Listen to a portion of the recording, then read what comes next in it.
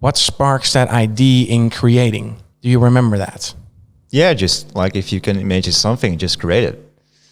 Okay. And when you're like in infinite in imagination, it's like, whoa, that will be awesome. That will be great to do. And I was like, hey, let's do it. Let's just try it out. And then you hit Google. I also remember watching way too many tutorials nowadays as well. It's like, yeah. It never keeps old to learn stuff. Yeah, that's how I rolled into it. That's funny. So just keep trying. And every new thing, that's the nice thing about learning. Everything, no matter what level you are. I mean, we can tell we are now further in our professional level than like 10 years ago. Yeah. But still, we keep learning new stuff. But those little moments where you learn a new trick or something that never goes old. Never. Yeah.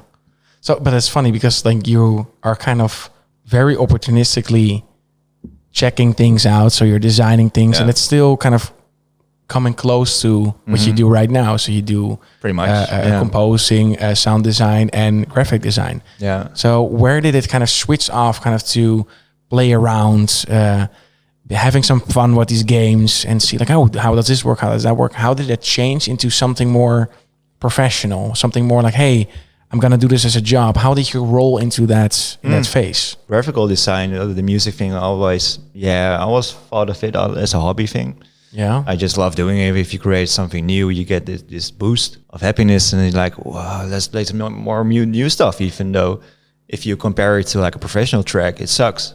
But for your own things, it's like, whoa, this is very awesome. I never created such a thing, and that keeps you going no matter what.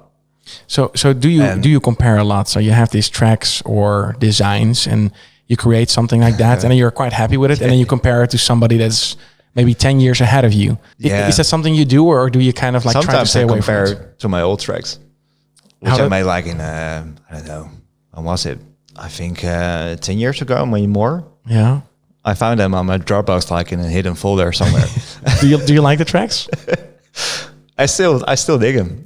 Okay, so I always try to say like it's because there's always like that catch. What don't you have that when you make a track, like if it was like 15 years ago, and you still listen to it, then you get the same vibe out of the melody, even though it sucks like with the arrangement. So for music wise, I kind of see them like memories. So is it bad? It's very perceptional.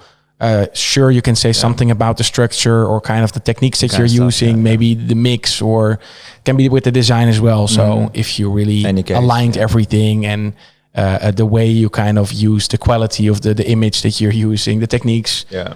But then again, I try to look at it as kind of a memory. It's like, hey, I came from there. So is that bad? No, not really. It's a nice kind of a Hansel and Gretel little pat of bread that you have around you or kind of behind you. That's true. Hey there, I appreciate you watching the video.